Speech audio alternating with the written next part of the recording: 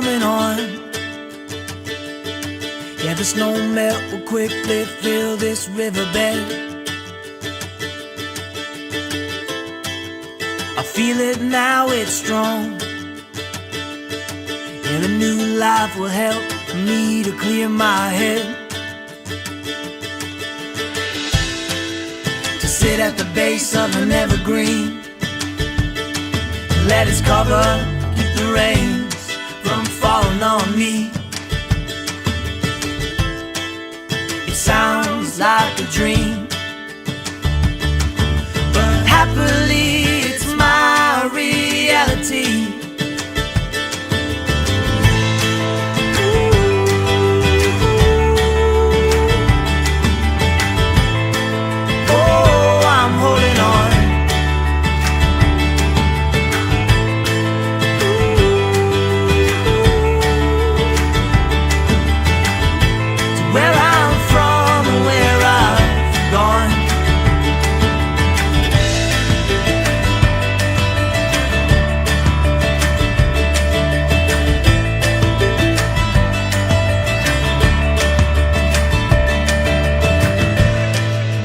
Barefoot, I'm on high.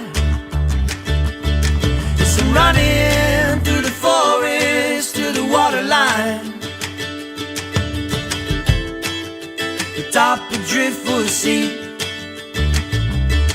Along the pebble beach, the water's washing over me.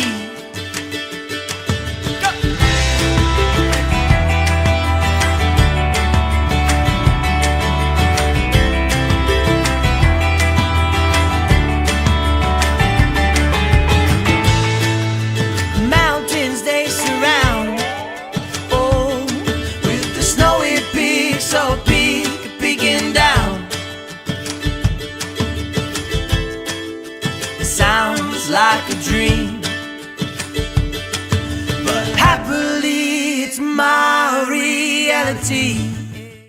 Hello hello. Bon bah ça y est, dernière vidéo de tout le voyage. Du coup, comme je disais dans la dernière vidéo, je suis partie de Tofino en covoiturage pendant 3 heures jusqu'à Nanaimo. Du coup, j'ai mon dernier workaway. Donc Nanaimo, c'est je crois la deuxième plus grande ville de l'île de Vancouver après Victoria. Alors en soi, c'est pas incroyable comme ville, hein. Il y a rien de spécial à y faire, mais c'est une position très pratique parce que c'est sur une ligne directe de ferry vers Vancouver. Alors ici, en fait, le ferry, c'est comme le train, quoi. C'est un moyen de transport comme un autre. Et du coup, Nanaimo, Vancouver, c'est 1h45 à peu près. Et c'était bien pratique quand je devais aller passer des entretiens, visiter des apparts. Du coup, j'avais juste à prendre le ferry et je pouvais faire l'aller-retour dans la journée. Et du coup, là, mon dernier workaway, il est chez Wayne, donc qui vit seul dans une grande maison au centre-ville de Nanaimo.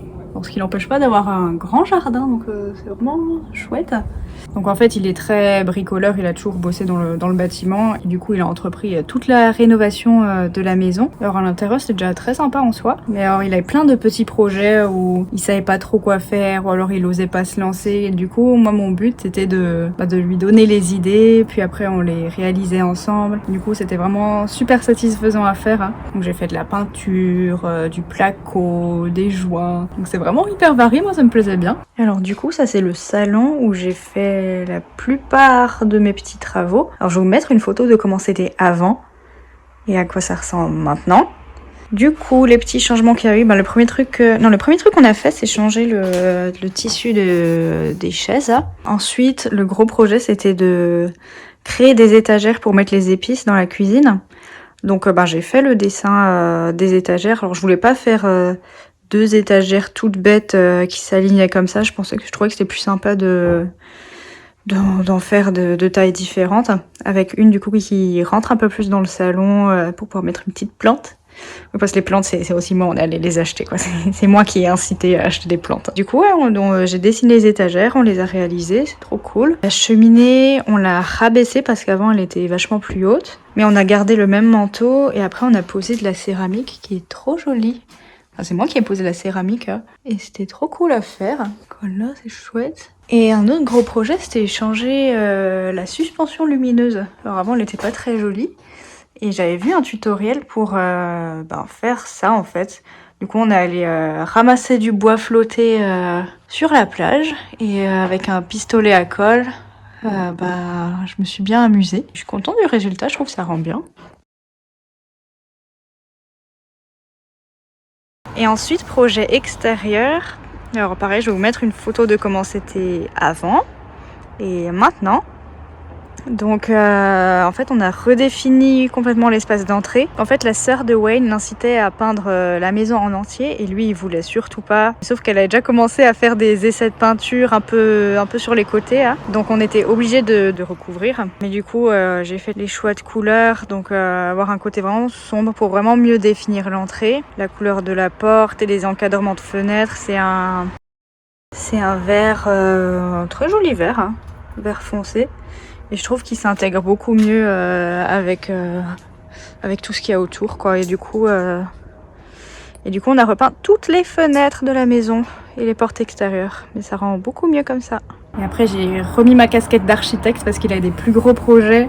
Alors, au fond du jardin, on va bien le voir, mais il a une grange, une grande remise là, qui va transformer en atelier, en garage. Du coup, moi, j'ai fait toute la modélisation SketchUp pour qu'il puisse mieux visualiser à quoi ça va ressembler, en réutilisant aussi des vieilles fenêtres qu'il avait. Donc là, je vais faire un truc un peu plus concret. Tout le sous-sol de la maison, en fait, il est en train de le transformer en nouvel appartement, en fait. Alors, c'était déjà bien avancé. Il avait déjà pas mal d'idées de où aller se trouver quelle pièce. Mais du coup, là, on a vraiment fait les mesures et je lui ai fait les plans précis pour qu'il puisse vraiment voir où il va, quoi. Et alors après, il m'emmène balader pas mal aussi autour de Nanaimo, faire des petites randos. Et là, il était tellement content de tout ce que j'ai pu l'aider dans ses projets. Il m'a emmené de nouveau à Tofino un week-end où on a fait du camping, donc c'était vraiment chouette. Hein. Et en tout, du coup, je suis bien restée 1 mois chez Luc, vu que c'est vraiment ma période transitoire entre le voyage et ma nouvelle vie professionnelle à Vancouver. Et du coup, 1 mois, mais c'était très chouette.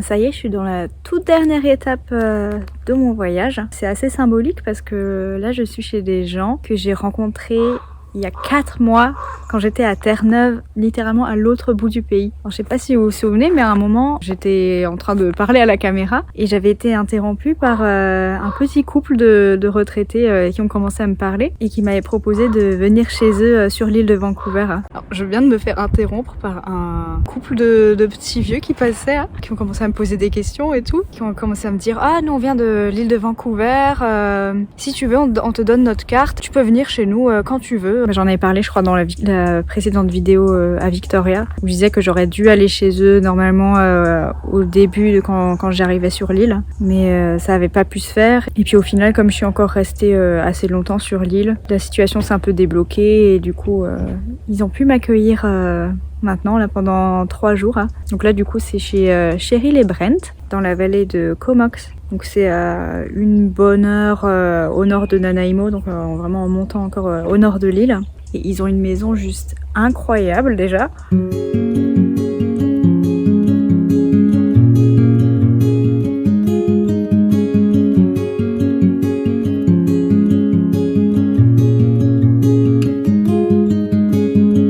Et avec une vue encore plus incroyable. Enfin là vraiment c'est juste l'océan.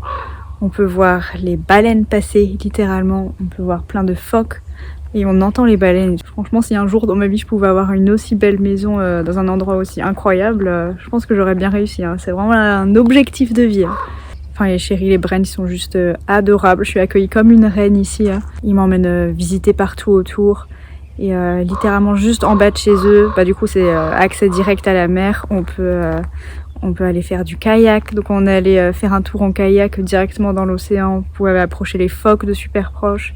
C'était juste trop bien. Depuis le temps que je voulais faire du kayak ici, ils m'ont emmené sur l'île de Hornby, qui est vraiment une super petite île. C'est vraiment les Caraïbes du Canada. C'est trop stylé. Et j'ai juste trop de chance avec la météo. Mais ça, c'est depuis que je suis arrivée sur l'île, en fait, depuis plus d'un mois. Il n'y a pas un seul nuage à l'horizon. Enfin, c'est grand soleil, il fait en général 20 degrés. C'est vraiment le climat parfait. Et c'est assez inhabituel ici parce que l'île est réputée pour être très pluvieuse. Enfin, même toute la région, Vancouver et tout en général. C'est censé être très pluvieux, surtout maintenant à cette période de l'année. Mais là, on est vraiment gâtés. Je crois que c'est vraiment encore la seule partie du Canada où il fait super beau. Et puis voilà quoi. Donc c'est ici que s'achève un voyage de précisément 178 jours.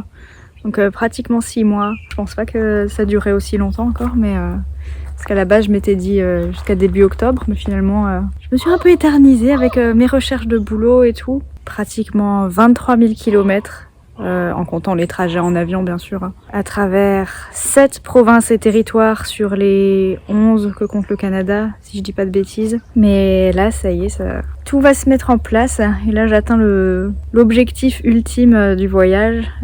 Dans quelques jours j'emménage à Vancouver. J'ai trouvé un travail où je vais commencer d'ici 10 jours. Donc ouais, ça y est, c'est la dernière vidéo avec je crois 14 vidéos en tout quand même. Donc merci d'avoir suivi toutes mes petites aventures, tous vos retours à chaque fois, ça fait plaisir de partager tout ça avec vous. Alors il y aura une dernière petite vidéo, alors je sais pas quand elle sortira, mais ça sera vraiment un best-of de tous les 6 mois au Canada. Ça va être sympa de faire le tri dans tous les plans de vidéos que j'ai, mais je pense que ça peut être chouette à faire. Bon du coup voilà, c'est dans ce lieu magnifique que je clôture ma série de vidéos, et je vous dis à bientôt.